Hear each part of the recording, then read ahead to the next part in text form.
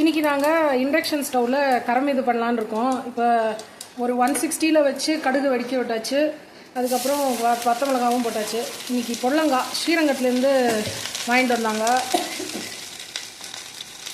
எங்கள் நாத்தனார் சூப்பராக இருக்கும் ஸ்ரீரங்கத்துலேருந்து வர பொடலங்காய். இதுவே பெங்களூரில் அவ்வளோ நல்லா கிடைக்காது. இந்த பொடலங்காய் பெருசாக தடிதடியாக இருக்கும். இது வந்து ரொம்ப பிஞ்சு பொடலங்காய். இதில் போட்டு நாங்கள் இது கரம் இதுவும் இதிலே பண்ணலாம் அப்படின்ட்டு டிசைட் பண்ணிட்டோம்.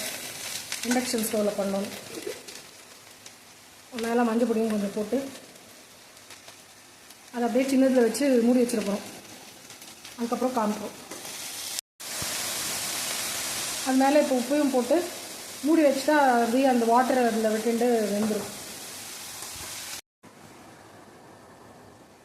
மூடி வச்சோம். கரம் இதாகிடுது. தேங்காயை அதில் போட்டு நாங்கள் காய் ரெடி பண்ணுறோம். நல்லா இதுவாகிடுது.